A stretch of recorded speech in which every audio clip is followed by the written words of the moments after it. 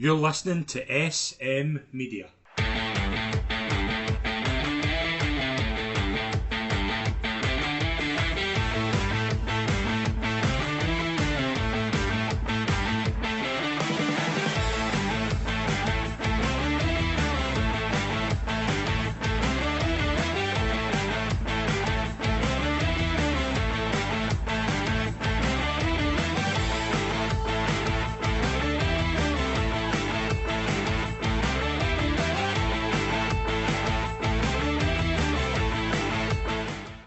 Hi, folks, and welcome to the first episode of the Rangers assessment for season 2024-2025, your exclusive SM Media Rangers podcast. I'm Scott McPike. It is a pleasure, as always, to be your host.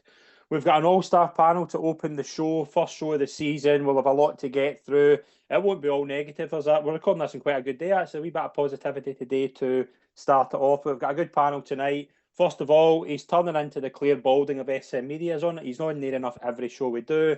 But it's a pleasure to always have him on. It's a pleasure to welcome Scott Young. That's the first time anyone ever called me Claire Balding, but I know I'm happy to be here and talk about the Rangers. It is what it is at the moment.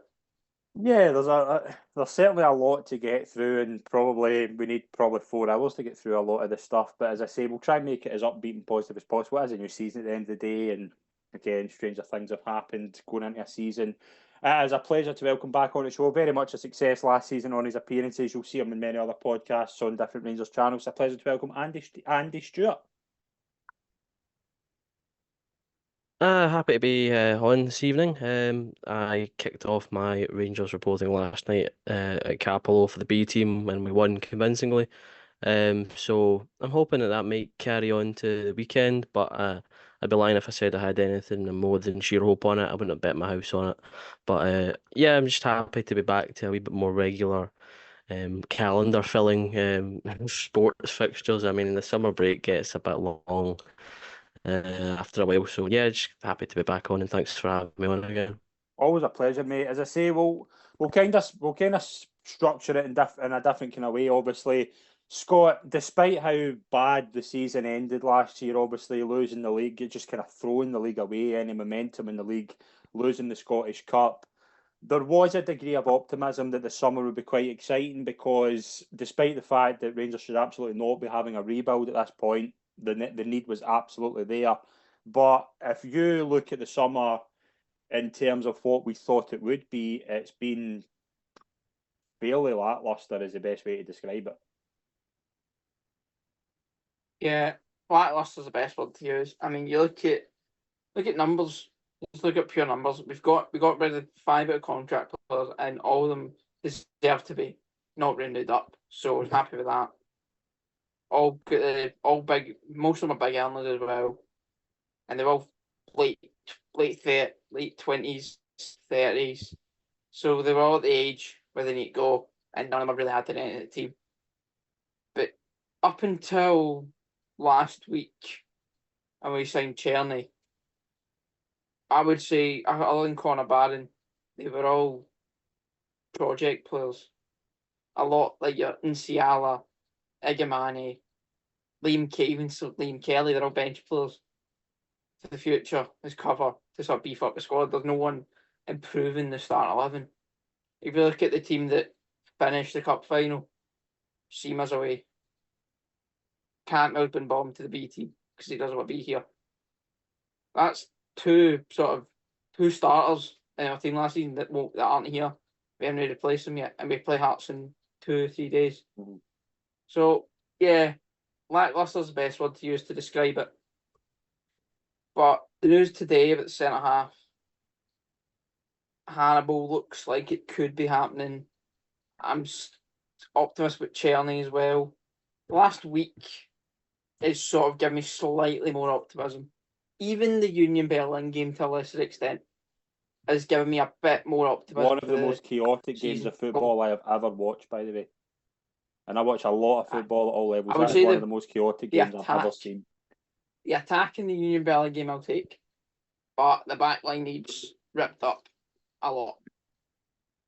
Andy, Scott brings up an interesting point there about just in his closing statement about the backline needs ripped up. I go back to this time last season where we were saying the exact same thing, and the manager at the time just completely flat out ignored it. He thought bringing back Leon Balogun was the only thing needed for that. And today there's obviously a bit of progress. Goldson's left. The back line to me, and I've said this a lot over the past couple of seasons, the back line is an absolute shambles. And there's no other way of saying it. You've got a right back now who, yes, is still a very, very prominent talismanic figure, and he is. We can't ignore that. If Tavernier leaves, his goals need to be badly replaced in different areas. But we have seen the regression on him, and his defensive situation was bad as it was, and it's just got worse and worse over the past couple of seasons. So the back line badly needs addressed still, even with the signings possibly today. There's still a lot needing done there. Midfield, I agree with Scott. Barron looks a good bit of business. Diamande looks as if he's going to kick on, but there's still a couple of gaps in there. And the front line, minus one chaotic game in Berlin, is just exactly as lacklustre as it has been last season. So for me, there's a lot still needing addressed. And as Scott says, Hearts is in Saturday. And I think Rangers could be getting into a situation where they're going with Scott Wright on Saturday because there is nobody else there and fit and ready. And to be in that position, and I'm not going to give Clement too much criticism. I'm not going to give him tons of praise either because I do think he's in a difficult position. But I've been fairly disappointed with the summer, like in terms of just overall business. I expected so much more, and it's just not panned out so far. It's been frustrating. I would be lying if I said I wasn't maybe expecting more than what we've done. I think I would maybe chop up my anger about the situation to potentially looking across the city when they brought in Ange, and the rebuild that they had to do at that time. But the more I look at that, the more I think of they've just got really lucky with their appointment of the manager, and the manager's, sharing the knowledge of what he knows we can get from players, and also a bit of more financial freedom, as the Celtic board had at the time. We're not in that kind of space at the moment to make radical changes. They get maybe fortunate with some more higher earners being out of contract at the time, which certainly helped their cause. But we kind of had to go around it the hard way and try and ship out players that are still in contracts. Talking about Goldson, I think even last season we were talking about trying to get rid of Kemar Roof around this time, and that had to go all the way down to his end of his contract. I'm not optimistic, which is maybe a good thing for a change. I feel like every season I go into a Rangers, I'm expecting the world and end up being low blowed. So maybe a change of pace for once might actually result in something different. But as I said, I'm not putting my house on it. I think although the centre back talk today is good, I think it's a nice it's something new to the back line because as we said, it's been the same minus maybe Jack Simpson during 55, Balogun coming in and getting sold, and Hollander coming in getting injured and then getting sold. Sprinkling a couple of Bassey performances at centre back. Connor Goldson's been there, Mr. Consistent. So getting rid of him, talk of maybe Tavernier still being moved on before the end of the window. Borna Barisic being sold, Borna Barisic's contract running down. It was going to be different, but I don't know if it's me being used to having that a set back line that maybe not as it's unfamiliar territory. Because although Redvan's been here before, he was injured for stretches of it, and then you need to add in, well, he's going to have a new set of kind of partners in the back line. Balogun, obviously, another year older, so are kind of not being as good as I hoped they would be. Last season, I think some games he looked really good, and some games he looked not very good. And Ben Davies still being here, I mean, there's lots and lots of questions you go through every player on the Rangers website and the first team squad, and there's like say 80% of them you go, I maybe would have looked for better if it was on the table. But I mean, I'm choosing to focus more on the players who I think could have good seasons. I think Mohamed Diamante's looked brilliant pre-season. I think he made me kind of okay with the potential of moving Cantwell on because I went, well, Dio does your flair midfielder kind of role, and he does it arguably better because of the work rate he has. Mhm. But then you get to the top of the park and it's scary reading again with you know, a good majority of the Rangers support last season were unhappy to see Dessler's here to the end of the season, never mind leading the line for this season. So it's a lot more questions than answers, and that's the slightly worrying point. Scott, obviously looking at pre-season as a whole, I think there are pros and cons to look at, as you say. I think the back line's been fairly meh throughout the summer. I don't think there's been much at all to write home about. Forward line up until the Union Berlin game was fairly pointless, to be honest. There was nothing there. Like there was, go back to the Man United game, Diamande and Barron were doing some terrific work, getting the ball forward, and there was nothing there to grab onto. Cortez would get injured early. Wright's still there. The fact that Scott Wright's played 120 games for Rangers is just a sign of how abysmal things have been. And I want to have a wee piece on that later because I think the chickens are coming home to roost of just how damaging the past couple of years have been from a recruitment point of view. But in terms of pre-season, although no wins for 6 games, do you take anything positive from it? And do you think there's wee gems in there that we've maybe not seen until now? I think Connor Barron is the only one. Diamande to a probably slightly lesser extent. That's about it, really. Cortez, I'm really disappointed with because I thought obviously he's come back from a long injury, but in his first 5 games he played, I was really excited by him. I thought he's the kind of winger we desperately missed. It's a winger who likes to shoot and he likes to score goals, which we haven't had. God knows how long. Because a good Ryan Kent was, isn't a goal scorer. We can all say that about Ryan Kent. He didn't score goals. But Cortez looked to be someone who gets shots off and like score goals. And we've not a winger like that in a while, so I was really excited by him. Because his season's been poor. It can't be beat around the bush. He is coming off a long injury. It was February, the Kelly game, when he got injured. So it's obviously come get minutes and whatever. Danilo in the brief spell they played looked slightly sharp. I think I'm just clutching at straws here. Lawrence in the Union Berlin game obviously gets 2 goals as well. 2 good finishes to be fair to him. Again, Tom Lawrence is one I would sell. I know he can't sell everyone, so if he stays, it wouldn't be the end of the world. But he is someone I don't think is good enough. He can't be like a number 1 option. That's the problem. He can't be your first choice in there. He's not got the pace. He probably didn't have the pace, but he's coming off a bad injury as well. Last season, even as much as everyone dislikes Cantwell, you saw the difference when Cantwell and Lawrence played. Cantwell was a level above Tom Lawrence last season, I thought. Whenever Cantwell was at team and Lawrence came in for him, I think dropped off in attack massively. So, yeah, Connor Barron's the main one for me. Has looked strong. Dujon Sterling hasn't missed a beat since the end of last season. He just carried on that form. But yeah, Barron, Diamande, and probably Sterling's the only ones that I would look at and say, you excite me for the upcoming season. Andy, there's an interview that Philip Clement did. I think it was after the Man United game. If it wasn't the Man United game, it was the Birmingham game. And the Birmingham game, I thought in particular, was an absolute shambolic evening. And I genuinely had me fearing the worst. But Clement obviously said, I took from the interview that he said regarding players have to be moved on. And I think the quote was, if I'm right, I think I'm paraphrasing, but I think the quote was, it wasn't what I expected. I took that as the squad is actually worse than he thought it was after an initial review. That's what I initially took that as.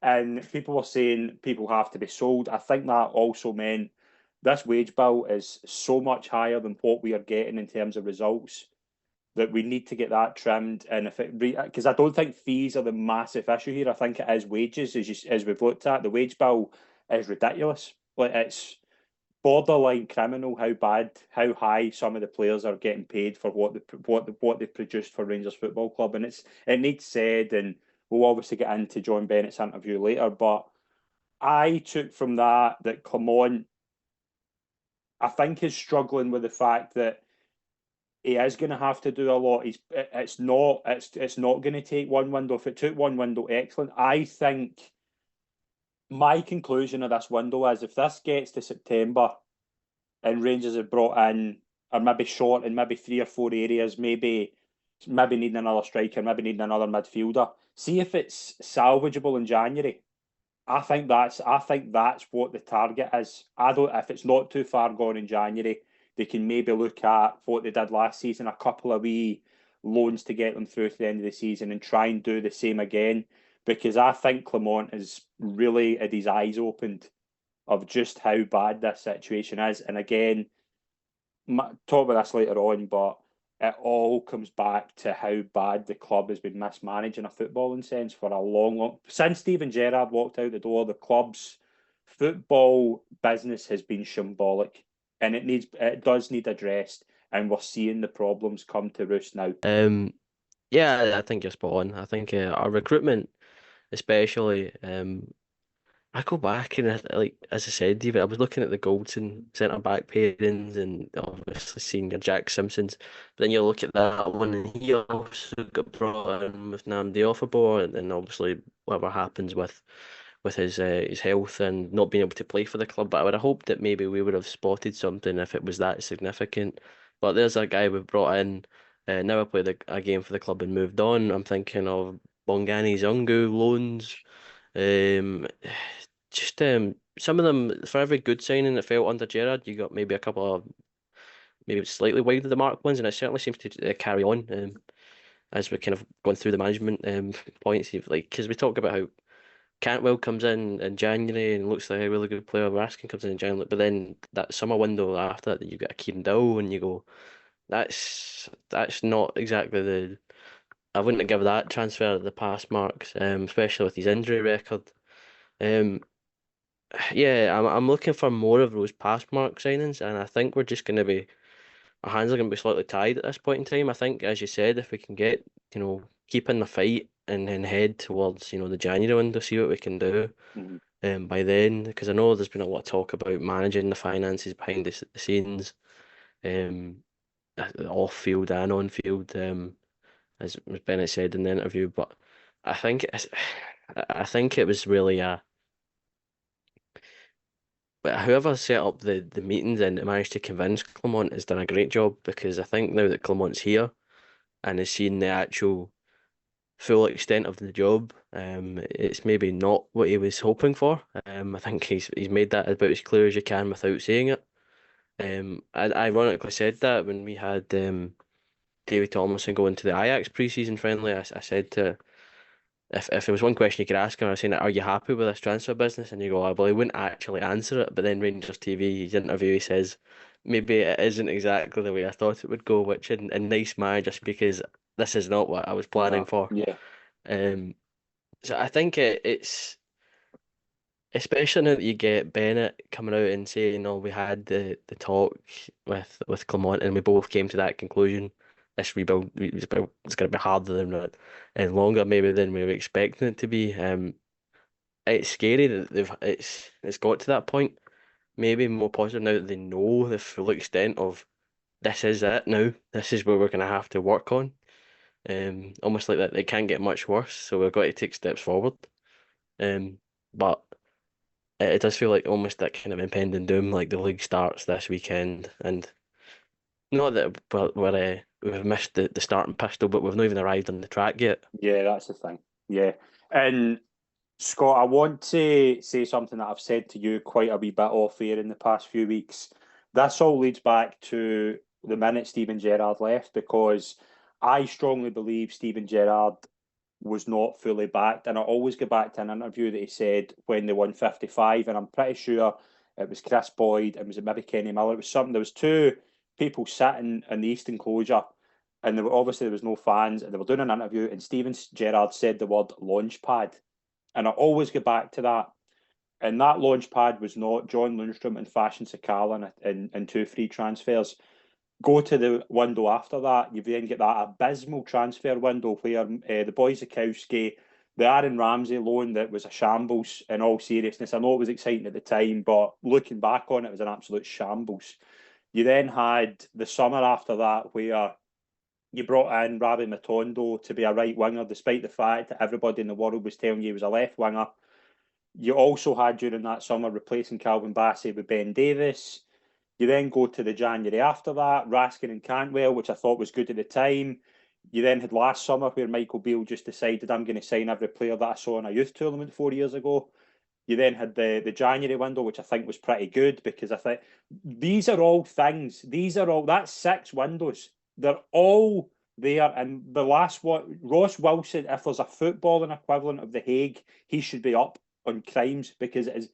I wrote an article not long before Gerrard left saying Ross Wilson's one of the best hires Rangers have made. And what I meant by that was I pictured a massive difference in the way the club was run in terms of there was a bit more professionalism in terms of youth development. There was a bit more professionalism in terms of not everything going out to the Daily Record, which I'm beginning to see creep back again. There seemed to be a bit of stability in terms of the footballing sense. But then I saw this really bad situation. Juninho Bacuna. There's so many. Like, they're just Scott Wright. There's so many abysmal bits of business. Sam Lammers is maybe the worst transfer business Rangers have ever done because Michael Beale shifted his whole team to suit Sam Lammers and then after a game decided it wasn't working. And it cost him his job. Like, these are all things. This is all down to behind the scenes. I think now, I genuinely thought the minute that there was a bit of professionalism was when kind of Ross Wilson came in, but looking at the damage he has done, and it's just slowly getting more and more exposed of how bad this club has performed in terms of recruitment, in terms of youth development. Who's coming through from your side? Do you think? Well, you were at the game last night, Andy. None of those players are looking to me like, and I think there's a few talented players in that youth side. I don't think they're getting much of a chance. I don't think they're at a level, and that's not down to the players. That's down to what's going on behind the scenes. There's just so many real issues that the club have allowed to happen, and that's before I even bring up the Ibrox fiasco. There's so many things that has just been allowed to happen from the minute Steven Gerrard left the club, and now I think there's a manager there, and I think he's even thinking this is just a shambles, and even I can't fix this. And that's my fear, is that it could get that bad that Clement just goes, listen, I can't do this. And that's not accepting defeat, but I think he realises now just the state the club was in when he came in, and it's just the chickens are coming home to roost. I keep saying that. It is. It's not ideal. I keep saying that. It's been my line of the summer. Every podcast I've done, it's not ideal because it's very much if you don't laugh, you cry. And I said this. I don't know if it's Scott will be the same. And like I as Colin had said and David said on our pod, it's like it's awful. But like they've used got all the good days. You've got great days in our history. I was raised on the bad days. Your Ian Blacks, your Edmondson Krabari, your Cammy Bells at Fir Park. I mean, this is child's play compared to for those days. So that's probably the only reason why I've not got a full head of grey hair after this summer. But yeah, it's top to bottom. I think there's a lot of questions need asking. I said that the next AGM will be like pure cinema. Get your popcorn and sit and watch these businessmen squirm because they're gonna get asked a lot of really, well, assuming they don't tailor the questions to my Will they pie though? price. Yeah, that's No, the thing. they Like that, and Yeah. that I've learned a lot. And I don't want to come on here on the first episode and lay into the support because, I think that's an issue as well, Scott. Some of the fan base are shambolic the way they're going on. Like I'm seeing today, like people saying, "Oh, we need experience," but the same people are saying, "Oh, why are we signing a 30-year-old?" What do you want? Like, do you know what I mean? Like, where are we at here in terms of the fan base? I know the fan base are obviously looking at it as Celtic could get 4 in a row. Celtic could just be Celtic probably should be mountains ahead because Celtic are standing still. Celtic aren't kicking on, but the problem is Scott Rangers are just kind of going backwards in a way. There's no progress. Aye. That's the issue. I think the one thing I will say before I get into sort of the gist of your point is about the AGM. If you ask a question about the AGM, you need to put the question forward first. It's not just a free for all. You need to get your question approved for the AGM, which is why you don't get asked. Which is why all the big questions that you want to get asked don't get asked. So I will say that to defend the fan base on that point, but yeah, there's a reason I'm not on Rangers Twitter anymore. Like the fan base, some of the opinions and takes I saw on the fan base were questionable to say the least. But yeah, it is a point of we are going backwards. Like I mentioned at the start, team that played the cup final, Seaman and Cantwell were two better players, and I know here they won't play against Hearts for that much. We only replace them unless Hannibal comes in tomorrow. That's your Cantwell replacement, but we're not. Cherny might be a Seaman replacement for all we know, but again, he's only had 1 week of training when we could have got him 2, 3, 4 weeks ago, and he could have played pre-season because he wasn't a name that kept coming up. He kind of just sprung on us. So I think the recruitment this summer has been a shambles. Like I still think even when Proper comes in, we still need another centre half. Yeah, definitely. Another centre half would still be top on my shopping list. Cortez hasn't exactly lit it up during pre-season, but to me, centre half has to be on the top of the shopping list. We're more likely to win the league with 2 new centre halves and Cyril Dessers up front than we are with a new centre forward in Proper and Suter at the back, for example. I still think a centre half because Andy sort of touched on it earlier. John Suter, he doesn't. I don't get it. Some fans love him. I don't see it personally. Like the amount of times he can caught out of position, loses his man. Like I don't care if he's playing the left hand side. You should still be able to mark a man whether you're playing left centre half or right centre half. Ben Davies, I thought he'd done okay in the last few games of the season, but again, last 5 games doesn't make up for the previous 2-year bang average defending that he gave us. So to me, we still need another centre half. The Scott McKenna links I quite like. I thought he's only 27. I thought he was a bit older than that. I don't hate the Scott McKenna links. If we do sign, I think Scott McKenna better than what we currently have. That's not saying much. There's another name like that's not saying much. That's Scott McKenna. If Scott McKenna's what I get, he's a free transfer, but no, like not for me at all. Like you could have had him in January if if Clement seriously wants Scott McKenna, could have had him in January. Like I don't think he saw centre half as a gaping hole in January. I think he saw winger, which he got Cortez in, and he saw midfield and get Diamandi in, and he saw centre forward and get Fabio Silva in. I think they were the 3 areas he looked at because obviously money was as tight as it was. Yeah. So I think he didn't see centre half as a priority, and also I think Copenhagen were fairly quick because they get bombed at Forest, and then Copenhagen got him fairly quickly. Yeah. So I think but harsh to say, he could have got him in January, but A, we didn't have enough money in January, and B, Copenhagen got him fairly quickly. But Scott McKenna just one name. I've seen another one linked. Slovakian boy, can't mind his name. But it shows me we are looking at centre halves. Maybe, hopefully, it's Proper +1. Because if it's not Proper +1, we are in trouble, I think. Yeah, definitely. I think, and I don't think it's a coincidence that the first real rumour was the boy Cordoba. It was a left-sided centre-back, and that obviously didn't happen, but I don't imagine that's something that's getting ignored. I think it might just be a case of the right person maybe coming up at the right time. I hope it's not Scott McKenna, because for me, that's a bad look. And we're talking about a player trading model, but before we kind of talk about the season ahead, we have to mention the fact that Rangers will start the season at Hampden. And I'm maybe speaking about this from different people and different to other people, because I myself have had some problems with certain parts coming to my house in the past few weeks. So I sympathise completely that the fact that not everything gets delivered in time. The problem with this is it just makes the club look even more amateur as it's looking already, because you saw from different sides that this was somebody else's fault, somebody's been fired. To me, it just looks amateur, and that's the only real description.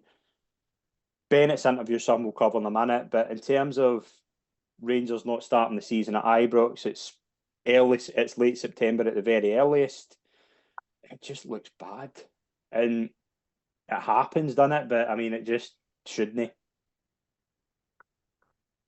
There's not been anything world class in the running of our club since the top class joke that the saying of we're the best in class, in the Bennett interview. That was the best joke I've heard in a long time. But that's the only thing I can link the word best to our club at recently.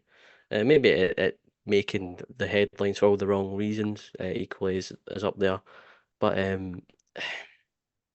it feels like we can't escape just becoming gaff prone, like out of just making it difficult for ourselves. Um, I mean, I said this in our group chat. I mean, it feels like I remember seeing a documentary about Hamburg and their demise to the second division in Germany, and hearing about one of the directors left a backpack full of contracts in a local park, and and somebody took it to the press, and so that's something that I can see us doing. It's definitely something I can see happening for us. Like, and even like we're not mentioning about like the fact that we've still got that court case coming up with the whole Hummel and what elite sport, isn't it? That's the whole getting out of that deal, or even the fact that we played Man United in what effectively was a Man United home game in Scotland. It's not we're making it harder for ourselves. That's it. It's like it's fair play to the mainstream media because they're managing to make us look silly, but we're doing it equally just as good for ourselves. So the fact that they're managing to outdo us is remarkable. That's something that over time is really starting to, yeah, wait a minute, it's the fact that it just keeps happening. Something just pops up and you go, oh, I've made an arse of that again. Yeah. How is this happening on and on and on?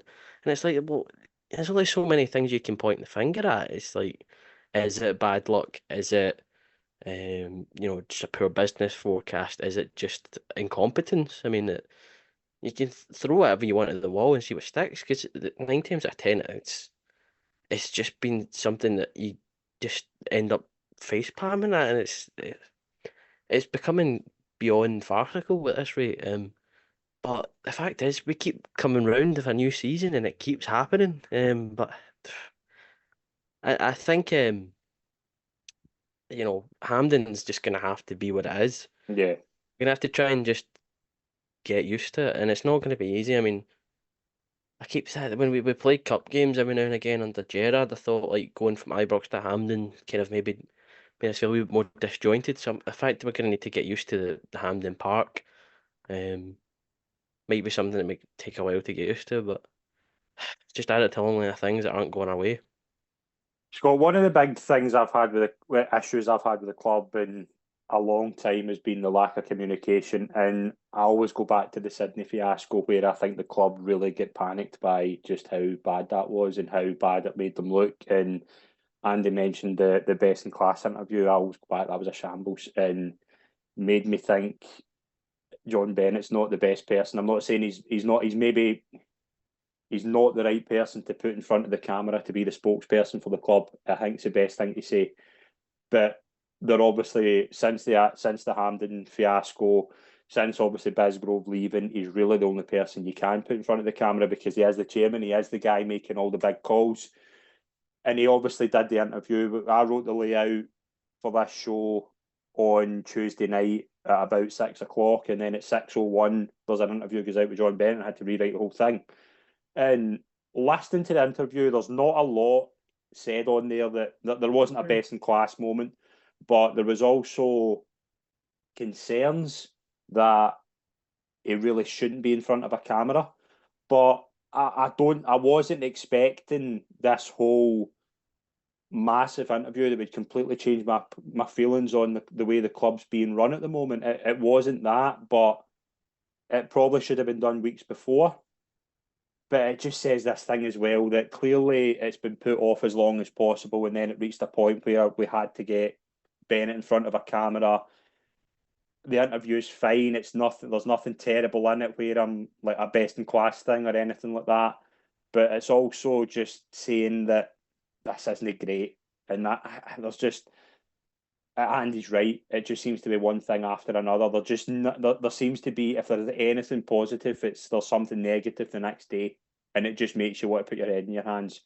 And it's kind of where I'm at with the board as a whole. And it shouldn't be, because we've seen horrendous people in the Rangers board who should have been nowhere near it. And I'm not. These people aren't bad guys. They're not as evil as the last crew that were there. But I'm looking at people. I saw a clamour for let's get Dave King back. Let's bring back somebody. No, let's get new people in who maybe have a bit more media savvy. This goes for the whole of Scottish football, by the way, not just Rangers. Scottish football as a whole isn't really getting that you have to do a lot of in-front camera work. There's people running clubs in Spain and Germany who are doing weekly like town halls with fans. You're never seeing that at Rangers. You've never seen that in Scottish football. I think as a whole, we don't really get, the people running clubs don't really get the way modern football is going now. And I think Rangers are a classic example. It's not like, do you know what I mean? We're into 2024 and Rangers are just beginning to realise that we need a player trading model here because there's no really money coming from anywhere else. Yeah, I mean, you covered it all there. Like, the interview itself, I did see there was a bit of criticism for it, but I think the fans made up their mind before they saw it. Yeah, that's the thing. What else were you expecting? Yeah, but there was a couple of things he did point out that slightly worried me. First thing is about the new CEO. He asked about that, and he did say it was close, but he also said that get pushed to the wayside so he could sort the stadium. Surely, if you're a chairman of a big business or a big club like Rangers, you should be juggling multiple things at once. Surely getting a new CEO in, or what's the word I'm looking for? Get an interim one in, or something like that. Or something like there's a word for it. Pass on roles to other people in the board. There's more than one person in that board. Aye, so they should have this new CEO. The fact that Bisgrove left May, right after early the season, June, he left right after the season. 2 months, and he said right now it's only close when you've had 2 months to arguably find, from a business side, the biggest signing the club can make. But that get pushed. He said it get pushed to the wayside instead of. He should be juggling multiple things at once, or as you said, promote someone from within. I couldn't tell you who's on the board. Could tell you could do what role, whatever else. Get an interim one, something like that.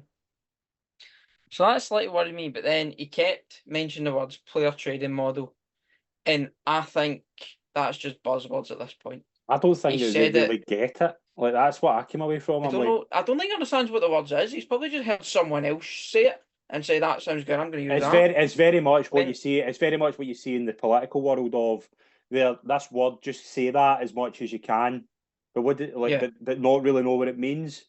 That's what it kind of struck me as, and it looked very much like a political interview. And last summer he decided our player trading model was give a PE teacher our budget and see what he wanted to do it. Without a director of football there to rein him in, and that again is unforgivable as well. And that again is something I didn't even bring up when I went on my rant. Like, there wasn't anybody there to rein Beale in, and that's the reason Clement doesn't have any money to spend, because it's all been blown. Yeah, but I will say also, apparently Beale didn't want a director of football, and you can say you can force one on him, but that's never a good look. That's all in hindsight. Because I think all the criticism of Beale's recruitment for me is purely hindsight. We're sitting here last season with there's actually some decent signings there, but we're also looking at we all buzzing about Cifuentes. Danilo was a big one for me. But that's because there was a desperation in the support because Rangers have been so poor for so long. and you're beginning to see it now. And I want us to come back on here in January and say I've said the point. I don't know if you agree. I think it is just let's just get a couple of bodies in. Let's just try and get to January still within touching distance and see where we go from there. And I mean, Scott, Clement worked wonders to get that squad anywhere near a title challenge. So I'm not trying. I don't think Celtic have went any further forward, but I don't think Rangers have done much. And I think the squad was a shambles last season, and I don't think it's any better. No, Andy brought up I hate to use them as a comparison, but Andy used the Ange example. That's exactly what they done. Mm-hmm. They kept within touching distance in Ange's first season. Touching distance of us. They brought in Maida. They brought in Hatate. Gio's domestic football was horrendous. Let's not beat around the bush. We fell off a cliff. They capitalised and they won the league. Because they kept within touching distance of us, and then they signed two key players who were key players for the rest of their season, and they won the league because of that. We just need to do that at this point. We could have done that last season, to be fair. Get within touching distance. We signed 3 players that improved our first team to an extent. 2 of them, well, one of them got injured. Diamandi was really good, and Fabio Silva was Fabio Silva. But we signed players and we kept within touching distance of them.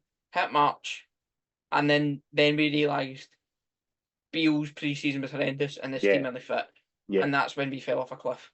Yeah, I totally agree with that. Andy, we just need to sort that. Andy, what did you make of the interview?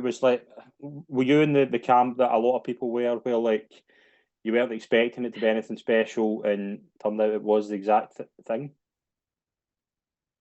One of the things that struck me is I completely forgot almost the Diamandi and Cortez deal, and the whole thing about the £11.5 million spent, and you go, shit, that did happen. That's we have spent a decent amount of money. It's not like, I mean, look for the other side of the city. I know people are saying, why are we not? Why are we not? It's like they're not short of cash, is from what they tell you, and Champions League money and all that kind of stuff. So they're not short of money, but it's the taking that next step that they're not doing. Whereas at times, I mean, it's like, I'm not saying that we're slammed back in admin too, but we do need to be quite, nifty with the deals we're making, and trying to get the best bang for a buck. But that, I suppose, in the matter of football, everybody should be doing that. We don't have the luxuries of being Man City and buying whoever you want at whatever price. But it did kind of strike home. Yeah, actually, we did spend that amount of money. I did think the openness of himself and Clement both admitting to the fact that this is going to be a bigger rebuild, but also mentioning that we need to get away from the October axing of the manager and the coaching staff, because that, although when you sack a manager, like when Beale gets sacked, you're going, right, next manager, get it right and he'll sort everything. What you're doing when you're sacking Michael Beale is you've sacked the manager, so he gets compensated. Neil Banfield gets compensated. Damien Matthews gets compensated, and Harry Watling gets compensated, which was the same when you did it to Van Bronckhorst. Gio get compensated, Roy Mackay get compensated, Dave Ross get compensated, and that money doesn't come from anywhere. That's the funding for the next manager as well. But see if that was to happen. Let's for example we're in November and Rangers are 9 points behind, and there's clamouring for Clement to go. That's then not the manager that's the problem.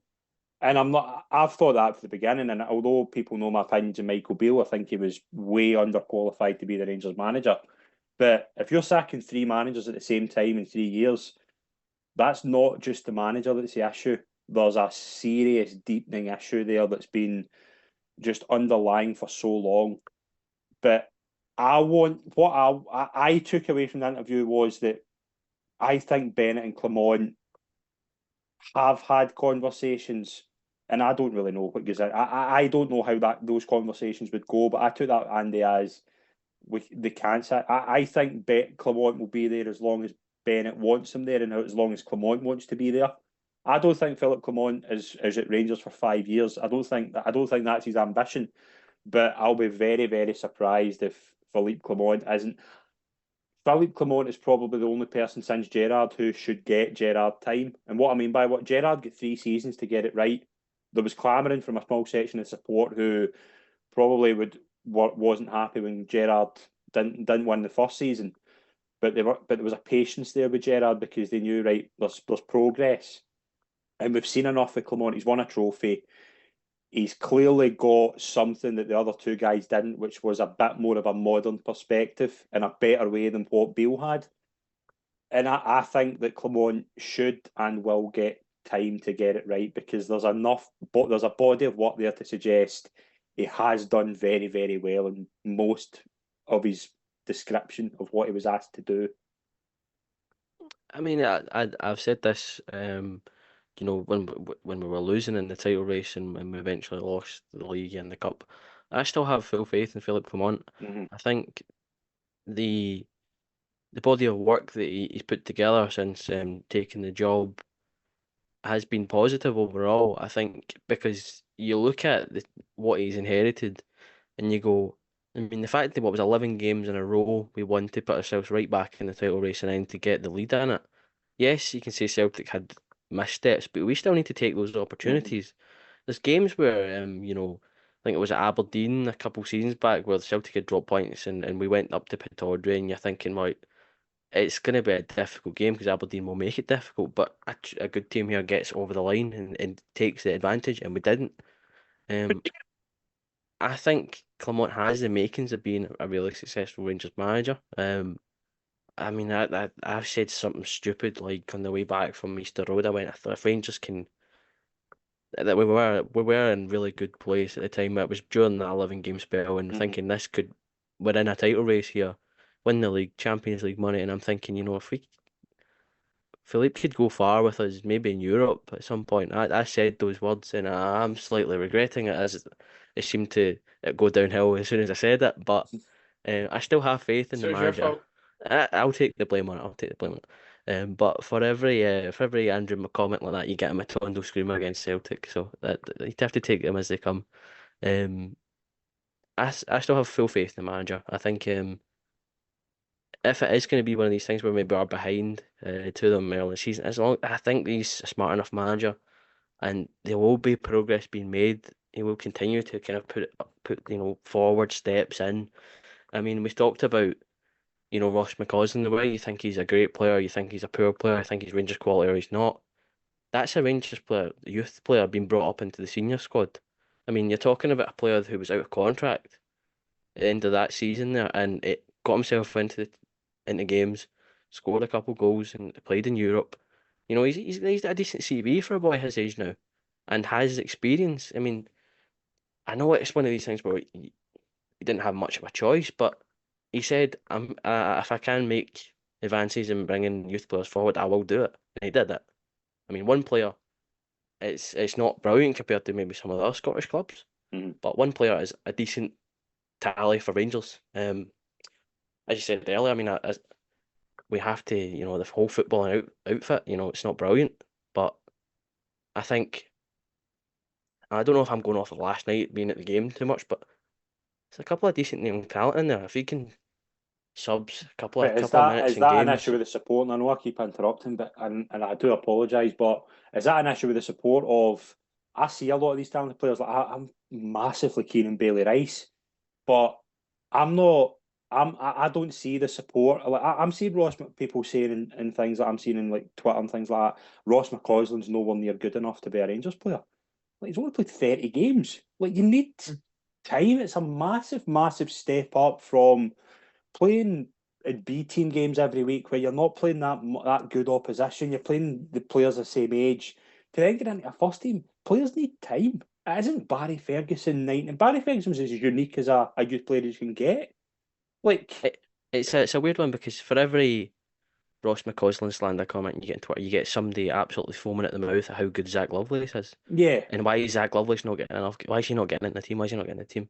It's weird. I've said it before. I think we don't help ourselves as a support because we're forgetting that word, support. It says it all there. You need to get behind these boys. I think I mean, I saw Alex Lowry last night, and there's a lot of comments about him. I mean, you hear about Alex Lowry, and people think he's almost the Antichrist at things you see on Twitter. He's awful. He he doesn't understand the whole comment about what was your favorite, like what was it? It was during pre-season last year, did the whole kind of speaking Yeah, to I the remember players, this.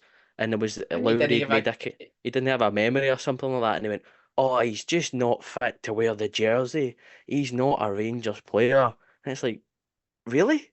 Is this one comment and 3 seconds in a Rangers Twitter post in There's a pre-season? portion of the support though who quite liked 2012 to 2015, and I'll say that forever. There's a portion of that support who would go back to those days because it was just one symbolic day after another where they could just rant in message boards. Like, it's not that. It's not great, but it's not that. And I think some of the support are still caught up in that. And again, that'll make me unpopular, but like Rangers aren't signing a player that they've never heard of, and then it's the worst thing ever. But you don't know. You're like, do you know what I mean? How many clubs will get every single player that they wanted at the start of the window, and how many Man City fans will have seen some of the? Like, I don't think a lot of Man City fans will have seen the boy Savio that they've signed this summer. But I'm not seen Man City fans say that if they didn't get him, that this is the worst thing ever. The club needs ripped up. We need somebody to come in for the board. We need to stop. It's just nonsense.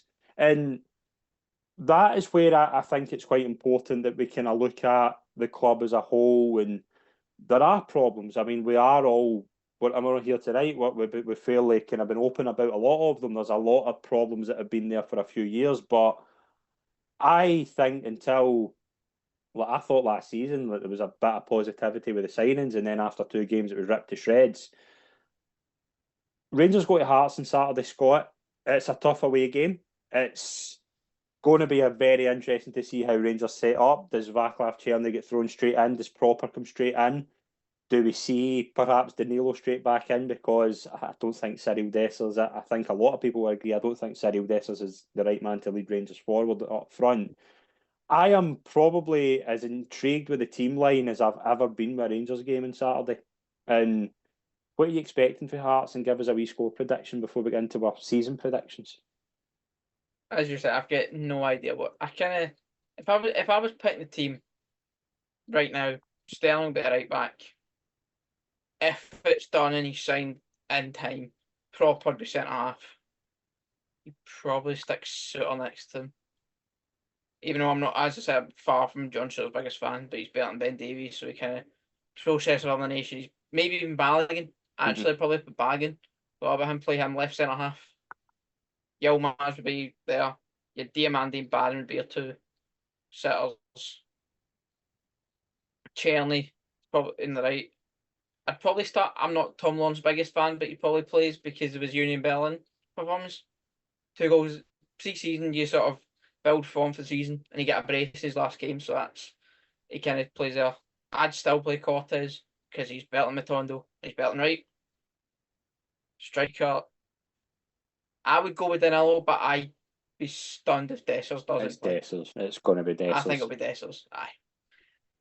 So that's what I would go with. Whether that's it, I'm no convinced. It'll probably be Suter and Davies at centre half, and if it is, I'm not watching. But score prediction, Hearts. I'll go with 1-0. We'll win Okay. 1-0. Okay, Andy, what are you expecting for Saturday and a wee score prediction? I seen today on Twitter it was the Rangers Archives. I think it was on Twitter. I can't remember the full tag, but it was the Livingston game, season opener away at the Spaghetti had last 2 seasons ago. The comical defending. That was a 2-1 game. That was a tough free Yep. kick. Comical Free kick defending. in the Nubly. Arfield get the first. Arfield get the flick flick header. on. Yep. Because I remember vividly, driving home from work part time at B&Q and seeing oh fuck in the group chat as Nubly dinked Griggsy and going, this is not going to be a good start to the season. And I've got a worrying feeling that we could be seeing a Shankland early goal and feeling that kind of, oh, this could be a very, very long season.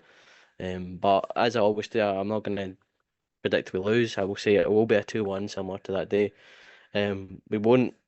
Well, I'm hoping we won't have a Tav to save us, like he did with a free kick, because based on pre-season, he isn't the best player in that position. Does Tav play?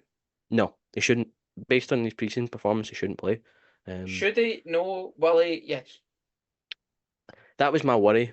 Does that mean Because Sterling plays number 6? I don't know if Instead Sterling's of who? fit, to be perfectly honest, because it was the whole thing is that I saw Sterling play 45 minutes at centre half at Celtic Park and realised he's the best centre half at the club. Yeah. So if Sterling's fit, if Tav has to play, I'd happily play Sterling centre half it's and scary that have no issues with it. one player who has a shred of athleticism and strength all of a sudden is revolutionary in our backline. I don't know if it is that you can say maybe Goldson was strong, but I don't think he was as quick. Like it's just the way that Sterling covers ground. I would be starting Sterling if he is fit. I'm scared that it could be Tav, but based on Tav's body work in pre-season, he shouldn't be the starter at the position. There's a part of me that I was happy with the way that Clermont's teams on the good run of form we had last season was passing through teams, trying to break the lines with passing, and Ben Davies was brought in to be a ball playing defender. And there's a scary thought that Davies will play regardless of whether it is with Proper or if it is with Suter. Um, it's worrying that we are still talking about Ben Davies, but I think that if we're going to commit to doing that and playing through from the back, then he might be the best option in terms of his passing. Ridvan has to be the left back until Hefty finds boots that mean he doesn't slip on the turf. Because the Man United game was almost like dancing on ice for him. Yeah, I'm gonna go same Dio, Barron, and Lawrence. I've seen the whole thing today about Cantwell potentially making a U-turn and staying at the club, but That's a terrible look, though, if Cantwell has went in twice and said, I want out of here. And I think That screams to me. That screams to me. No one wants to buy me. Can I please stay? that says to me, That's though, what that that says to Todd Cantwell, and I think we've seen this, and I think this is one thing I will give the support a bit of leeway on. Todd Cantwell clearly thinks he's better than Rangers. And I think I he think thinks he's Todd better than Cantwell thinks Scottish Todd football. Cantwell is the best player in the world. yes, I think he thinks he's better I than think Scottish it's football. I think it's rather Josh than he's better than Windass. Rangers. Josh Windass with the Mm. volume turned up. That's what it is to me. Josh Windass thought he was way better than Rangers. Cantwell's a bit similar. I can sympathise with Cantwell a bit because I do think he came to Rangers and was very, very good for his first 5 months, and then Beale played him out of position. He then get played right wing. Him and Clement, I think him and Clement doesn't surprise me that if those two aren't seeing eye to eye. I think they're two very different personalities, and I will side with the manager on that. If Cantwell thinks he's bigger than Rangers and Clement thinks I can get somebody better, then I think it's best for all parties to move on. But right, we've got predictions to do before we wrap up. This seems like a very, very bad question to start because the top goal scorer for the past few years has been the right back. Scott, who's the top goal scorer this season? And you can't say James Tavernier because if it is James Tavernier, I think we should just put an Aldi with Ibrox. I think we should just knock the stadium down if it's Tavernier again.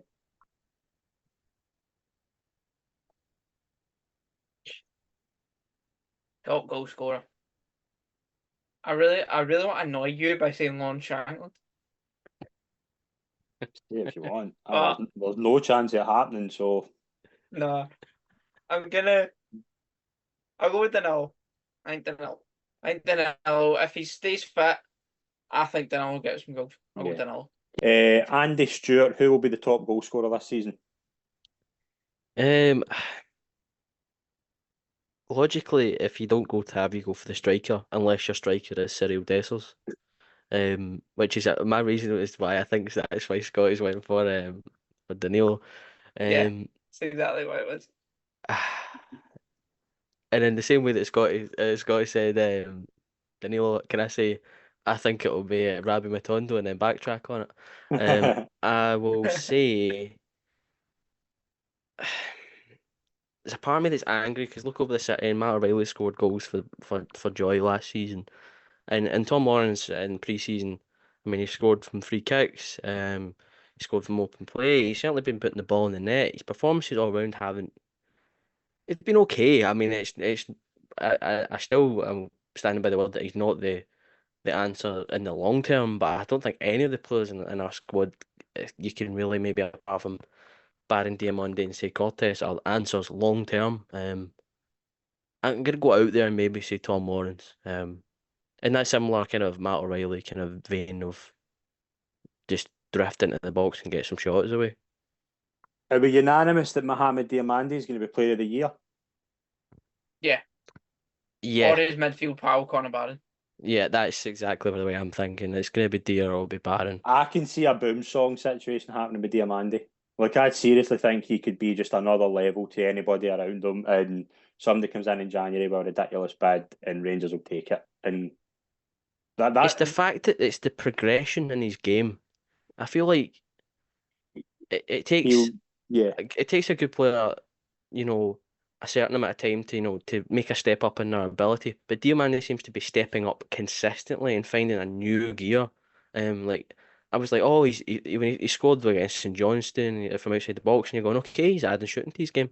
But it's in pre-season, he's then picked up well, I'll just run the game then kind of mentality of. I think he saw what's around him and thought, I think he's developed the Thanos thing of, I'll do it myself.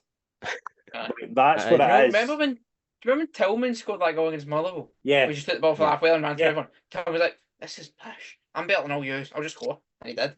And I don't mind that, but again, it just says a problem that 2 seasons ago somebody was doing the exact same thing. And I want to give a sort of chuck and a sort of maybe left field shout. What do you think of Czerny? Obviously, we've not seen him play.